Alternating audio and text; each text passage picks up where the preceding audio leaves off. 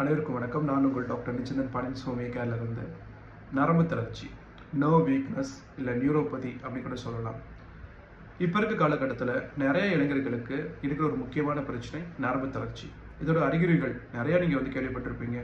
குழந்தையின்மை, கை கால் நடுக்கம், சரியாக தூங்க முடியாது, நீர் சரியாக போகாது, நீர் போனதுக்கப்புறம் இன்னும் இருக்கிற மாதிரி தொந்தரவுகள். இதுதான் நர்வ் வீக்னஸோட அறிகுறி. இது வர்றதுக்கு ஒரு முக்கியமான 2 காரணங்கள் என்ன அப்படின்னு பார்த்துட்டோம்னா, உணவு பழக்க வழக்க மாற்றம், வாழ்வியல் முறை மாற்றம்.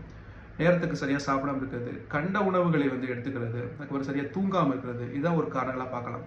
இதை தாண்டி என்னென்ன விஷயங்களால் அந்த நரம்பு தளர்ச்சி அடையும் அப்படின்னு பார்த்துட்டோம்னா, எப்பயுமே வயிறு முட்டை சாப்பிட்றது, அதிக சுய இன்பம் இல்லை அதிக உடலுறவு கொள்வது, இது ஒரு காரணம். அப்புறம் மனக்குமுறல், எப்பயுமே இதை நினச்சி கவலைப்பட்டே இருக்கிறது, வெளியில் தன்னோட கவலைகளை சொன்னால் நம்மளை அசிங்கம் நினைச்சிருவாங்களோ அப்படிங்கிற விஷயத்தினாலேயே நிறைய விஷயங்களை மனசுல வச்சு குமுறது, குழப்பம், கவலை, இதுதான் ஒரு காரணங்களை நம்ம பார்க்கலாம். சரி, இதை எதனால வருதுன்னு சொல்லிட்டு நம்மளால சொல்ல முடியும். இதை தவிர்க்கிறதுக்கு என்ன பண்ணலாம் அப்படின்னு பார்த்துட்டோம்னா, கசப்பு சுவை. நம்ம எல்லாருமே உரப்புக்கும் இனிப்புக்கும் அதிக முக்கியத்துவம் கொடுக்குறோம். ஆனால் கசப்பு சுவைக்கு முக்கியத்துவம் கொடுக்கறதே இல்லை. கசப்பு சுவை நரம்புக்கு ரொம்ப ரொம்ப நல்லது.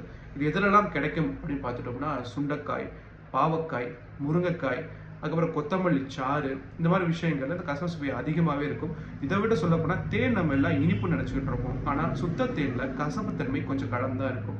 இதை ரெகுலராக காலையில் நம்ம சுடுதண்ணியில் கலந்து இந்த தேனை கலந்து குடிச்சிட்டு வந்தோம் அப்படின்னா நரம்புகளுக்கு ரொம்ப நல்லது. ஸோ தேவைப்படுறவங்களுக்கு இந்த குறிப்பை நீங்கள் பகிருங்க.